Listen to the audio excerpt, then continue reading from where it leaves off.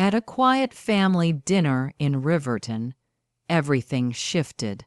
I was handing over a bowl of rice when my parents looked right at me and said, "We don't need your help, and honestly, we don't need you either." The table froze. My younger brother nodded like he had been waiting for someone else to say it first. It felt as if the whole room had practiced this scene without inviting me. I didn't react. No raised voice, no tears, just silence. They thought they were shutting me out, but they had no idea what that silence meant or what I was planning. And trust me, none of them were prepared for it. I always told myself distance was the problem. Living in Portland, working long hours as a data analyst, always blaming my schedule and the miles between us, I convinced myself I was too busy, too tired, too wrapped up in work to be around the way they expected me to be. But the truth sat deeper than all that. It lived in years of unspoken pressure, forgotten promises, and a history my family learned to skip over like it never happened. Growing up in Riverton, life never felt stable. Our tiny apartment always carried the smell of engine grease from my dad's workshop uniform and detergent from my mom's endless laundry loads. Money was tight enough that every month felt like a coin toss. I still remember the nights when the economy hit us hardest. Mom whispering about unpaid bills, Dad pacing the living room, and me pretending to sleep even though the walls were thin enough to hear every worried breath. Back then, I believed working hard would pull us out of that mess. My brother, Ethan, would crawl into my bed whenever the arguments got too loud. He was 9, I was 11, and he'd whisper, "We're not going to have to move again, right?" I always said no, even when I didn't believe it myself. Somehow, without anyone asking, I made it my job to carry both of our fears. School became the only place where life felt like it made sense. I used to study under a small flashlight so I wouldn't wake Ethan. Teachers kept pushing me toward computers, telling me I had a mind built for sorting out problems most people ran away from. By the time I reached high school, I was winning tech fairs and dreaming of a life bigger than Riverton. A life without overdue bills taped to the fridge or quiet dinners where everyone swallowed their worries with their food. When I earned a scholarship and moved to Portland, I carried more than just suitcases. I carried guilt. The kind that made me feel like I was walking away from the storm I had promised to shield Ethan from.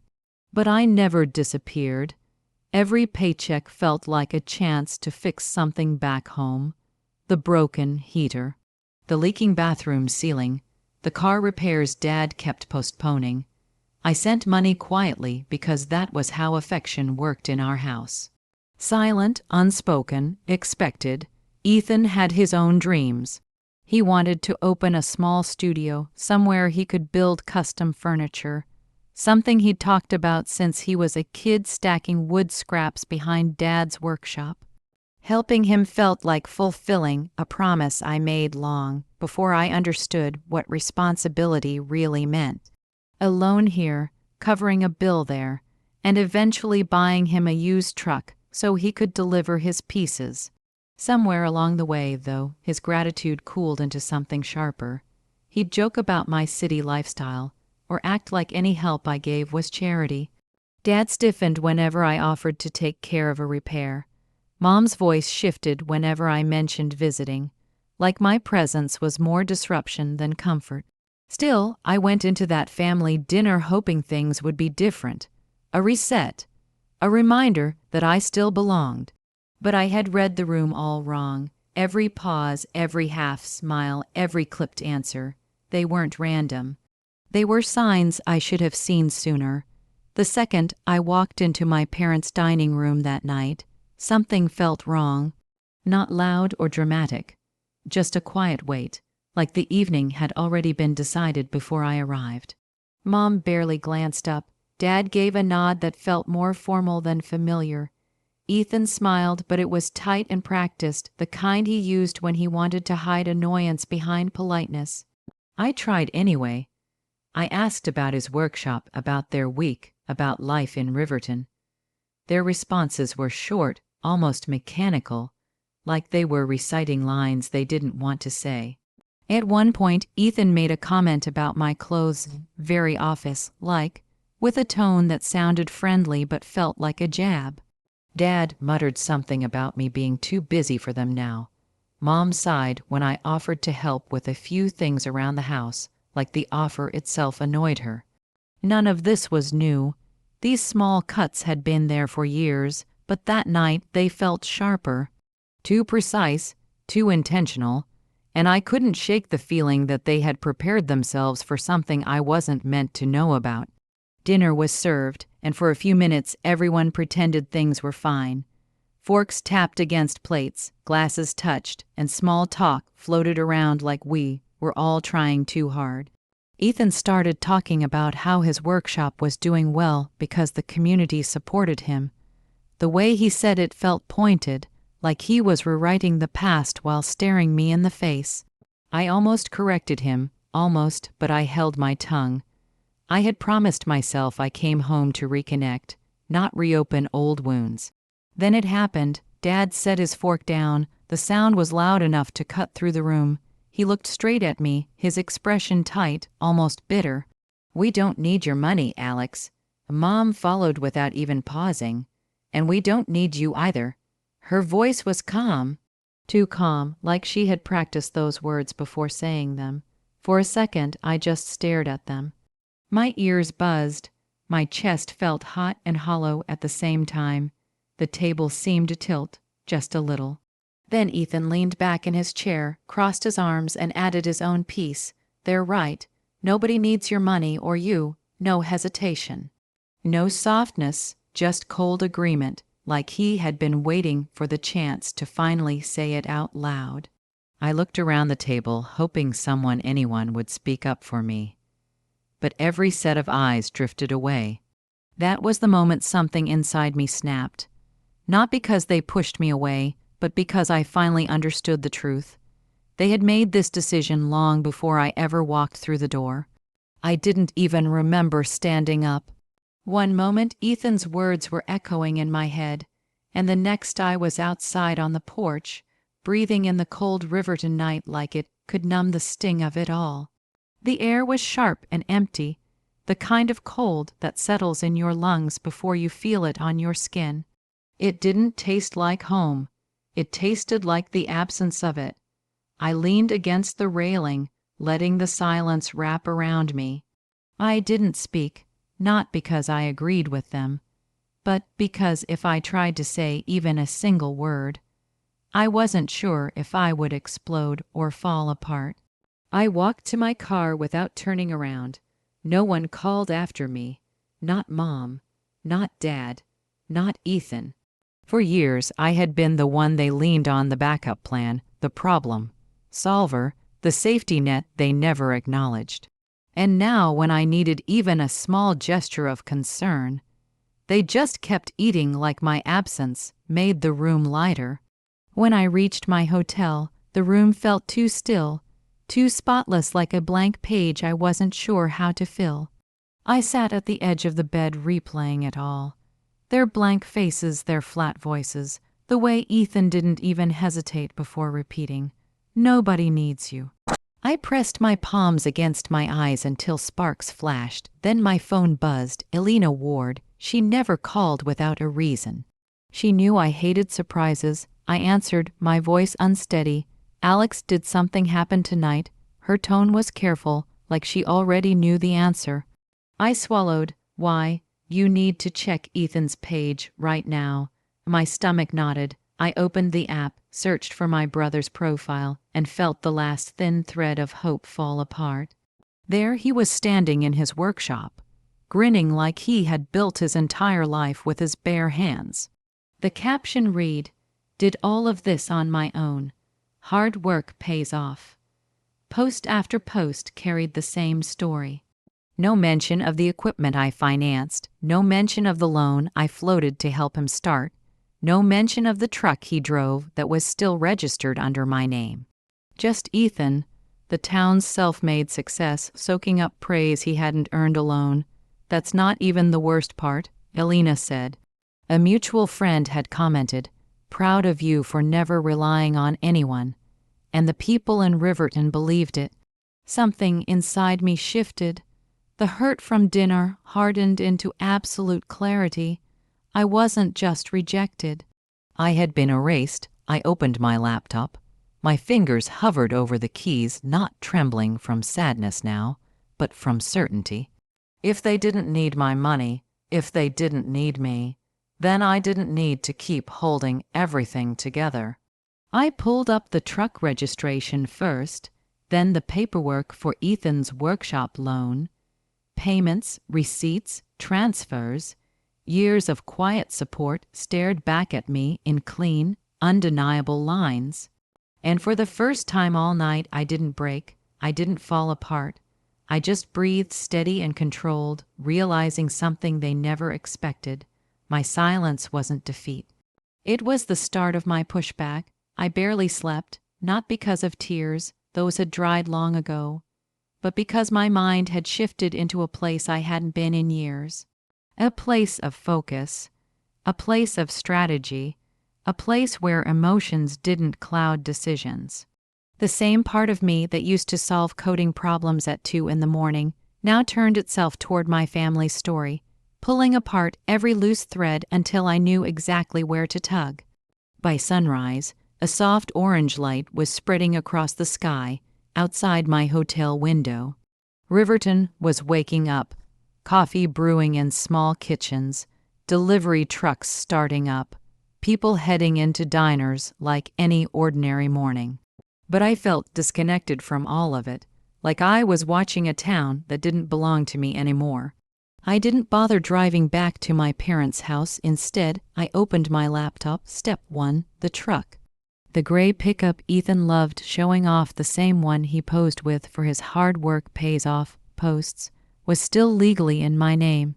I had bought it outright, thinking it would help him deliver furniture, take orders to clients, and build the workshop he'd dreamed about since he was little. I still remember the look on his face when I handed him the keys. Real gratitude, the kind you don't have to question. Interesting how quickly that kind of gratitude disappears once pride steps in. I searched for the dealership's number and tapped call. "I need to initiate a repossession," I said, keeping my voice steady. "Yes, I'm the owner on the title." The manager asked for the documents. I emailed them within minutes. He paused. "Should we notify the driver first?" "No," I said, "retrieve it today." A strange calm settled into me. Not revenge, not pettiness, just release. While waiting for confirmation, I opened a new tab. Step 2, the workshop loan. Oak and iron, Ethan's self-made image only existed because years ago he'd called me crying, scared he'd never be able to open his studio without help. And I, driven by guilt and old promises, had signed a loan big enough to crush him if anything slipped. It was time to let things slip. I drafted an email to the bank. "I will no longer be making payments on the shared loan. Please redirect all correspondence to the primary borrower." I hovered over send for barely a second, then clicked. This wasn't cruelty. This was clarity. Not even half an hour later, the dealership called back. "We've collected the vehicle." Just like that, one part of Ethan's carefully curated image gone. I didn't smile. Not yet. I closed the laptop and let the quiet settle around me. There was a new lightness in my chest, strange but comforting, like something heavy had finally cracked and fallen away. A knock broke the silence. It was Elena. Elena stepped inside and quietly turned the lock behind her. "Alex, people are talking," she said in a low voice. The truck was taken from Ethan's driveway, and the bank called him about the overdue payments. I lifted an eyebrow. "Already, he's panicking," she continued, posting vague stories, deleting comments, blocking people. "Let them talk," I said. Elena sat beside me, searching my face. "Are you okay? Honestly." I took a moment before answering. I'm done being his safety net. If the image he built collapses, that just means it wasn't strong to begin with. Elena let out a long exhale, half relief, half something like satisfaction. Good, but the day wasn't finished with us yet. By late afternoon, the chaos had spread across Riverton like a spark catching dry grass. A friend sent Elena screenshots from the town's community page. Did Ethan lose his truck? Thought he paid for that himself. Heard his workshop might be behind on rent. Self-made, maybe not. People who praised him yesterday were now pulling apart his story, comparing dates, noticing inconsistencies. Admiration turned into doubt, doubt turned into gossip, and in a small town, gossip turns into fact faster than truth does. Then another text came, this one from my cousin Ryan. You should know Ethan's at the studio crying, his partner's yelling, people are watching. I didn't rush there out of excitement. I didn't want drama. I wanted closure, so I went. Oak and iron looked smaller than I remembered, like the colors had faded overnight. I walked in quietly. Ethan and his partner were already arguing, voices low but sharp. You told everyone you built this alone. His partner snapped. Why didn't you tell me about the loan, the truck, any of it? Ethan's face was streaked with tears and frustration. I didn't think Alex would actually take it all back, he choked out. Scott shook his head, his voice thick with disappointment. You lied to everyone. Then he noticed me standing in the doorway. His expression fell. Ethan turned too. The anger drained from his face and panic rushed in. You did this, he snapped, pointing at me like a kid caught stealing. You ruined everything. I didn't raise my voice. I didn't back away. I held his stare, calm and steady. I didn't ruin anything, I said. I just stopped carrying what wasn't mine. He blinked fast, tears spilling down his face. You're jealous, he shot back, the words weak and shaky.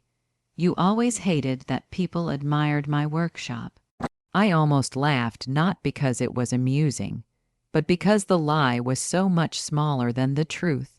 Ethan, I said quietly, I loved you enough to give you everything you asked for. You loved me enough to erase every trace of it. Silence hit the room. Heavy, uncomfortable, the kind that forces everyone to see the truth clearly. Scott looked between us, realization sinking in. You used Alex, he said to Ethan. All these years you used them. Ethan broke. He crumpled onto the floor, burying his face in his hands. Why couldn't you just keep helping? He cried. Why did you take everything back? I lowered myself to his level, not to comfort him, but so he couldn't pretend he didn't hear me. Because you told me nobody needed me, I said, and for the first time I believed you. Scott stepped aside. He didn't defend Ethan. He didn't blame me. He just watched. I stood up, brushed off my coat, and walked toward the door. Before leaving, I spoke the only truth Ethan had earned. Actions have consequences, even the quiet ones. Outside, the cold air met my face. For the first time that week, it didn't sting. It felt clean, freeing. I walked to my car. Each step lighter, each breath deeper. The sun was setting over Riverton, warm gold sliding across rooftops. The town didn't deserve its beauty. But for the first time in years, I felt like I did. Behind me, oak and iron's lights flickered. Ahead of me, the road stretched wide and open. Leaving that studio felt like walking out of a storm I had been standing in for too long. For years, I had carried their expectations, their silence, their demands, telling myself that if I worked harder, sent more money, fixed more problems, maybe things would balance out. But as I drove back to the hotel, something inside me settled in a way I hadn't felt since I was a kid. A simple truth: I didn't owe anyone the pieces of myself they kept taking. Riverton reacted exactly like small towns always do. Gossip spread fast, through cafes, gas stations, grocery store parking lots. People who once praised Ethan's self-made Success now whispered about the loan, the repossessed truck, and the cracks in his story. Scott moved out for a while, needing space to sort truth from fiction. My parents left 2 voicemails, angry, frantic, demanding answers. I didn't call back, not out of revenge. Out of survival, when I finally boarded my flight back to Portland, I didn't look back. The city lights felt like they were welcoming me home in a way Riverton never had. My apartment felt different when I walked in. Lighter, quiet in a good way, like the air itself had shifted.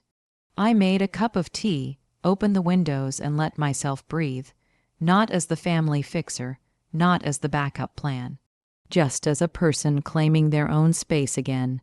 That night, I understood something clearly. Boundaries aren't walls. They are doors, and I had finally closed the ones that were draining the life out of me. Back in Portland, I learned how to live without the constant weight of guilt pulling on my shoulders. I put my focus into my work, the friends who chose me, and building a life that wasn't defined by how much I could sacrifice for others. I didn't need revenge to feel okay. I needed distance. I needed clarity. I needed the reminder that choosing myself wasn't selfish. It was survival. And if you have ever been the person quietly holding a family together while they acted like you were invisible, I hope this tells you something important. Your worth does not disappear just because someone else refuses to see it. Let me know where you're watching from. Subscribe for more stories, and don't forget to hit the bell so you never miss what comes next.